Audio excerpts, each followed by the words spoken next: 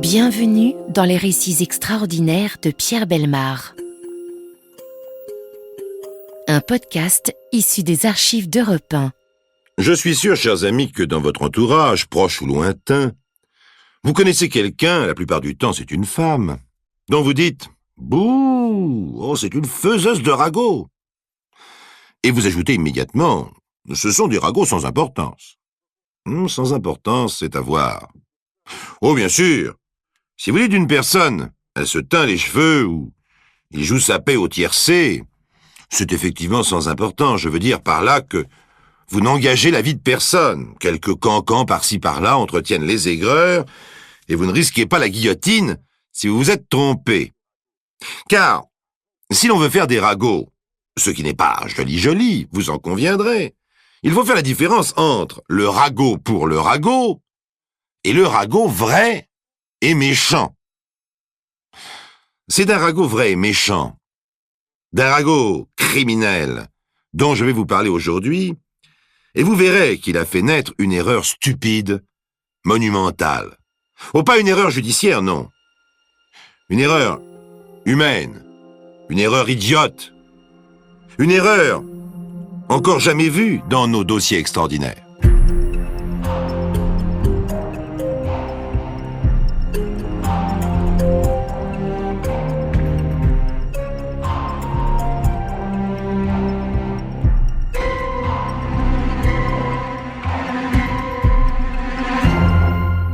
Nous sommes en août 1931, dans un bureau de la police judiciaire à Paris. « Inspecteur, je veux retrouver ma femme. » L'homme qui parle est jeune, 27 ans, beau garçon, aux yeux clairs, aux cheveux blonds, tirés en arrière, à la Jean Marais. Il est nerveux, s'essuie sans arrêt les mains sur son mouchoir roulé en boule. L'inspecteur lève le nez des visages de l'homme qui vient de l'interpeller, sans autre forme de présentation. Il bougonne, interrogateur. « A disparu ?» L'homme hoche la tête. « Oui, elle est partie il y a une semaine. »« Ah bon, elle est partie, pas la même chose. »« Comment ça, c'est pas la même chose ?» Bonasse, l'inspecteur tente d'expliquer. « Si elle est partie, c'est que vous le savez. Quand quelqu'un disparaît, on ne le sait pas, c'est tout. C'est simple. »« Ah, alors qu'est-ce que je fais ?»« Mais j'en sais rien, moi, monsieur, cherchez-la. Signaler l'abandon du domicile conjugal, ça peut toujours servir. » Sans oser insister, l'homme s'en va. Il s'appelle Norbert. Il est marié depuis 4 ans. Il est chauffeur dans une usine de Puteaux. La semaine dernière, en rentrant de l'usine, il a trouvé sur la table, en guise de dîner, un petit mot de la main de sa femme qui disait ceci. « J'en ai marre, je pars avec les enfants, ne me cherche pas, n'oublie pas la note du gaz, Lucie. » La note du gaz. Et elle est partie. Comme s'il suffisait de refermer une porte pour ne plus aimer les gens. Norbert sait qu'elle est partie retrouver un homme, il en est sûr. Mais qui? Ces derniers temps, elle faisait des sourires à n'importe qui. Oh, il ne l'a jamais surprise en flagrant délit, comme on dit, mais quand le petit est né le mois dernier, Norbert lui a trouvé un drôle de petit visage, tout différent du sien et de celui de son frère. Il est sûr que le bébé n'est pas de lui. Sûr. Mais de qui est-il? De celui qu'elle est allée retrouver, c'est évident. S'il est plutôt beau garçon, Norbert, il faut bien le dire, n'est pas très intelligent. Mais ce n'est même pas pour cela que sa femme l'a quitté. C'est parce qu'elle a un amant, bien sûr, que cet amant est le père de son dernier enfant, c'est vrai, mais surtout parce que depuis quelque temps, Norbert n'est plus vraiment son mari et qu'elle ne l'aime plus. Et Norbert, qui n'est pas très intelligent, n'a rien compris. Tout ce qu'il sait, c'est qu'elle est partie, qu'elle l'a abandonné comme un chien dans cette maison lugubre où le ménage n'est pas fait depuis une semaine. Alors il est allé à la police, demander de l'aide. Mais si la police se mettait à chercher toutes les femmes qui n'aiment plus leur mari et font leur valise un beau matin, où irait-on? On l'a renvoyé à ses problèmes. Il n'y a plus qu'à se débrouiller tout seul. Puisque c'est comme ça, puisque tout le monde le laisse tomber, eh bien il va faire lui-même son enquête. Les voisins savent sûrement quelque chose, les voisines surtout. Dans cette rue ouvrière de Puteaux, les maisons se touchent et tout le monde sait ce que fait tout le monde. Alors il commence sa tournée.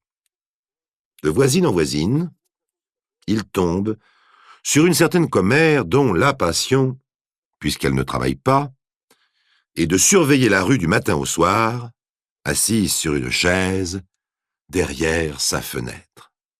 Il y a comme ça des gens que leur propre vie intéresse peu parce qu'elle est médiocre et qui vivent de la vie des autres, du moins des bribes qu'ils peuvent saisir.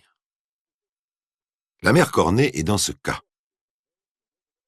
Lorsqu'elle voit arriver Norbert, c'est tout juste si elle ne se frotte pas les mains de satisfaction à l'avance. Quel bonheur! Pardonnez-moi l'expression, chers amis, mais quel bonheur! Un cocu qui s'avance. Pour la mère Cornet, le malheur des autres est une joie indicible. Norbert est entré, il salue madame Cornet et, sur un ton qu'il s'efforce de faire paraître dégagé, demande C'était pour demander si vous n'aviez pas vu ma femme. » « Votre femme ? » ?»« Non, pourquoi ? » ?»« Bien, on s'est un peu disputé l'autre jour, elle est partie avec les enfants et je n'ai plus de nouvelles, alors je commence à m'inquiéter. Oh, mon pauvre monsieur, elle vous a quitté, hein. Ah, cette jeunesse. Oh, vous savez, je la voyais bien faire, seulement, c'était pas mes affaires, n'est-ce pas? Vous savez si elle est partie avec quelqu'un? Ah, ça non. Ah, ça non, je ne l'ai pas vue partir avec quelqu'un. Mais elle a peut-être été le retrouver. Qui? Qui ça? Oh, je sais pas si je dois vous dire, moi. Vous savez, ce n'est pas mes affaires. Oh, et puis tiens, je vous vois si malheureux. C'est le typographe. Vous savez, le grand brun. Ah, mon pauvre ami, il y a un moment que ça dure. Depuis l'année dernière. Il a un mauvais genre. J'ai bien vu leur manège. Norbert est devenu blanc. Le typographe. Ce gars qu'il a rencontré l'année dernière, c'est vrai. Ils sont allés quelquefois au cinéma ensemble.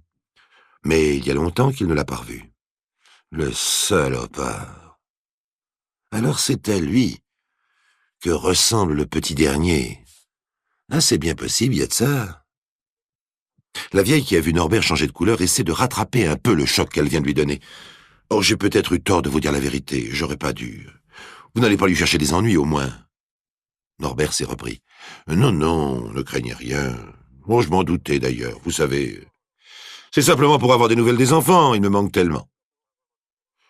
Rassénéré, la vieille femme lui offre un verre de vin et se met à discuter sur la légèreté féminine, avec un tact aussi léger que ses 80 kilos qu'elle traîne péniblement d'un coin de la pièce à l'autre. Norbert s'en va ruminer pendant des semaines l'information si complaisamment donnée par la commère. Comment faire pour être sûr? Il faut qu'il soit sûr, pourtant. Il décidera après de ce qu'il fera. Un soir, il rencontre dans un bar son copain René. C'est un maigrichon tuberculeux de 20 ans, chômage depuis quelques jours. Il y a quelque temps encore, il gagnait sa vie en présentant au Veldiv le tourbillon de la mort à bicyclette. Ça marchait bien, mais il est trop malade pour continuer. Ce soir, il n'a plus un sou, sa logeuse l'a mis à la porte, il ne sait plus où dormir. René dit trompe la mort et dans la dèche. Norbert, qui n'est pas très intelligent, je vous l'ai dit, a pourtant une idée lumineuse. Contre le gîte et le couvert, il va employer René Trompe-la-Mort et en faire son détective personnel, et il explique. Tu n'auras qu'à le suivre partout, sans te faire voir, et tu me feras un rapport tous les soirs. Je veux savoir si ma femme est chez lui, et si elle n'est pas chez lui, tâche de trouver son adresse, d'accord? Trompe-la-Mort est d'accord, bien sûr, la bonne aubaine que voilà, nourrie, logée, pour se balader toute la journée. Et voilà notre fin limier sur la piste de l'amant, minable détective, pour un travail minable. Ah, si seulement, chers amis, si seulement la police s'en était mêlée. Si la vieille commère avait été à Faune, et avec des si, je ne vous raconterai pas ce dossier extraordinaire, car la suite des événements va vous le prouver.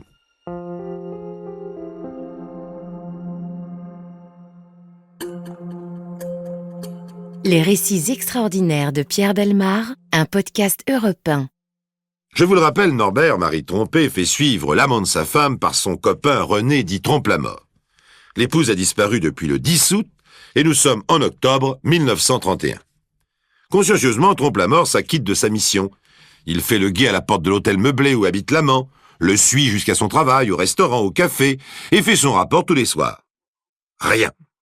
Si c'est lui l'amant, il le cache bien. Louis Touret est pratiquement toujours seul. C'est un beau garçon, grand, brun, au front large et toujours souriant. 2 fossettes lui creusent les joues en permanence, il travaille au journal officiel comme typographe. Il part le matin, déjeune dans un bistrot et le soir, regagne l'hôtel des artistes où il habite à Saint-Denis, une petite chambre de célibataire. Sur la photo qui est là dans notre dossier, il a posé gentiment, souriant, l'air heureux, décontracté. L'enquête de Trompe-la-Mort n'ayant rien donné, le 13 octobre au matin, Norbert s'est présenté à l'hôtel des artistes et a demandé « Je voudrais voir Louis Touret, s'il vous plaît. » La propriétaire l'a regardé d'un air soupçonneux et a répondu « N'est pas là? Pas vu hier. C'est pourquoi? »« Oh, rien. C'est un ami, vous lui direz que je suis passé. » Puis il a déguerpi sans même laisser son nom. C'était le 13 octobre. Le lendemain, 14, la propriétaire de l'hôtel des artistes, inquiète de ne pas revoir son client, un client sérieux pourtant qui paie comptant chaque semaine, se décide à signaler sa disparition au commissariat de Saint-Denis. Un brigadier consciencieux prend sa déclaration en note et ouvre une fiche de recherche. Une de plus. Tant de gens disparaissent comme ça, du jour au lendemain, sans laisser d'adresse. Il espère que dans une semaine ou 2, il pourra la classer. Probablement un locataire qui a quitté l'hôtel à la cloche de bois. Mais une semaine après, la direction du journal officiel signale de son côté que le typographe Louis Touret ne s'est pas présenté à son travail depuis le 12 octobre. Or, c'était un ouvrier sérieux qui ne manquait jamais. Alors, un inspecteur se voit attribuer le dossier et entreprend une enquête de routine.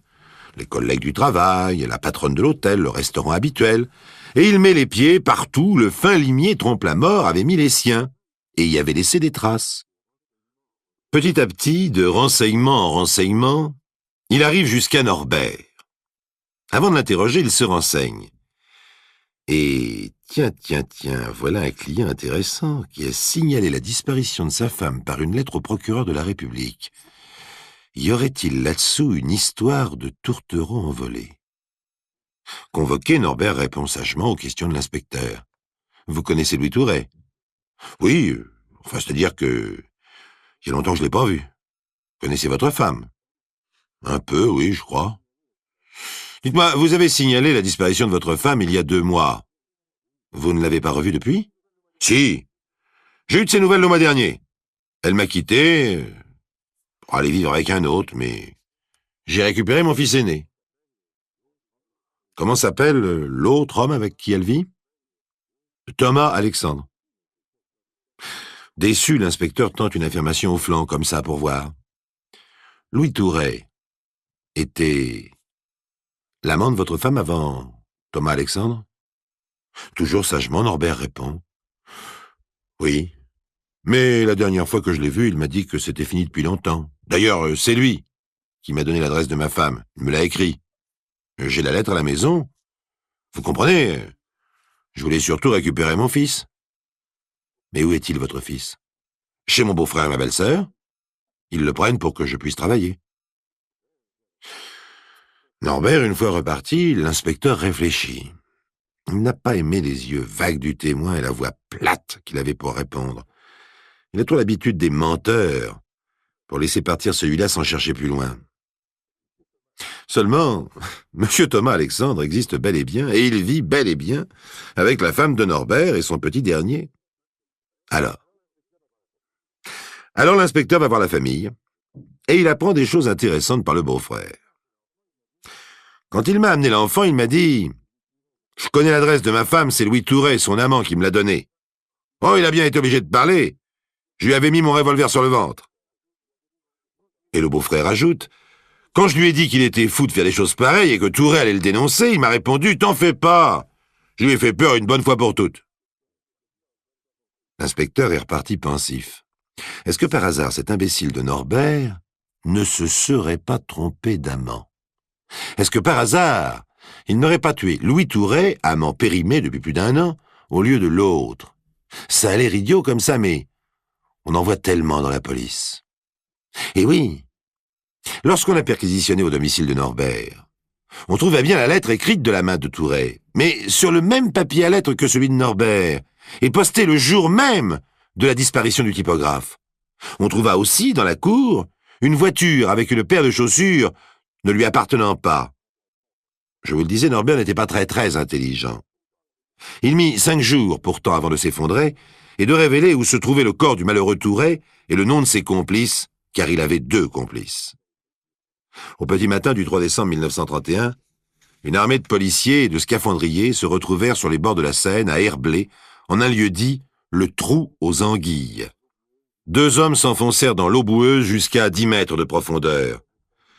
Au bout de 2 heures de patients et pénibles efforts, ils récupérèrent une sorte de rouleau de grillage, bourré de briques, à demi enfoncé dans la vase. La remontée commença. Une nuée de journalistes et de reporters des actualités cinématographiques était là. On projeta dans les salles de spectacle quelques jours plus tard cette séance de repêchage morbide, et dans l'une de ces salles, soudain, une femme se mit à crier. Elle s'effondra, terrassée par une crise cardiaque. C'était la grand-mère de Louis Touret. Elle n'était pas au courant, et le choc fut trop brutal. Norbert, lui, sur le film, détourne la tête. Il ne peut pas regarder ce qu'il a fait. C'est vraiment trop bête. Il n'avait pas voulu croire ce que son fin limier de Trompe-la-Mort le bien nourri lui avait rapporté. Alors, il était allé voir Louis Touret.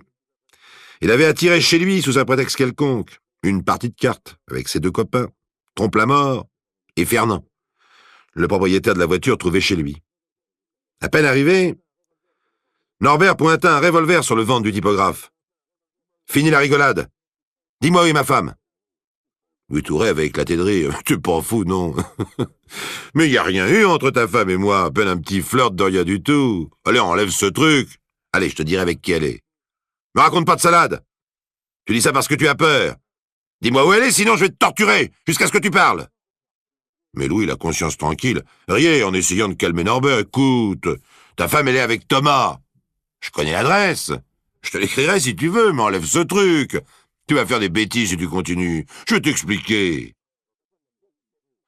Dans un coin de la pièce, il y avait Trompe-la-Mort, le fin limier, qui ricanait bêtement et attendait, fier de voir son copain jouer les durs, comme au cinéma. Derrière la porte, Fernand faisait le guet. Norbert les sentait, qui attendaient sa décision. Il n'allait tout de même pas laisser tomber et discuter avec ce type. Avouer qu'il s'était trompé. Impossible maintenant qu'il avait monté ce commando. Il fallait jouer jusqu'au bout. D'ailleurs, l'autre lui racontait peut-être des histoires pour sauver sa peau, qui sait. Alors il prit une feuille de papier, un crayon, l'étendit à Louis, qui, souriant un peu gêné, écrivit sous sa dictée. « Ta femme se trouve à Paris, rue Médéa, chez Thomas Alexandre, et il signa. Mais ce n'était pas à lui, Norbert, qu'on allait en compter. Alors il ligota Louis Touret sur une chaise et commença la torture promise. Il lui mit un grand torchon sur la tête qu'il entoura d'une grosse ficelle autour du cou, et il se mit à serrer, en le harcelant rageusement. « Tu vas parler, dis, tu vas parler. Où est-ce que tu la retrouves? Il y a longtemps que ça dure, hein ?» Et il serrait de plus en plus. Un peu suffoqué, mais toujours optimiste, Louis Touret riait toujours en s'étranglant, croyant à une mauvaise farce qui n'allait pas durer. « D'accord, Norbert, d'accord, je suis un salaud, si tu veux, je mérite la mort, mais ne serre pas si fort. » Il riait encore, probablement, lorsque la corde serra un peu plus fort, brisant la carotide. Quand les 3 justiciers se sont aperçus que Touret était mort, ce fut un peu la panique. Puis Trompe-la-Mort dit « T'en fais pas, je connais un coin, on le retrouvera pas. Il ira nourrir les anguilles. » Et Louis Touret, soigneusement roulé dans du grillage, lesté de briques, avait coulé dans la nuit dans le trou aux anguilles, pour rien, par erreur.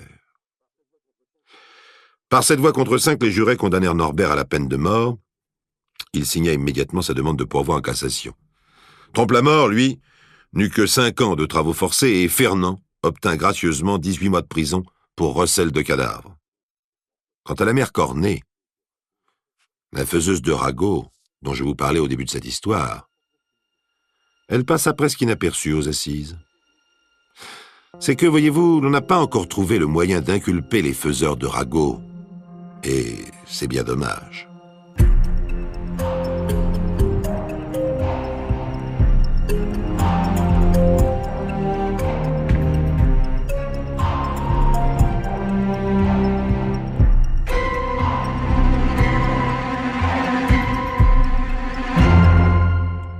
Vous venez d'écouter les récits extraordinaires de Pierre Bellemare.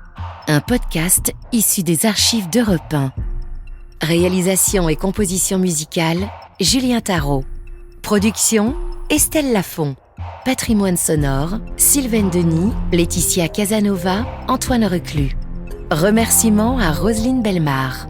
Les récits extraordinaires sont disponibles sur le site et l'appli Europe 1.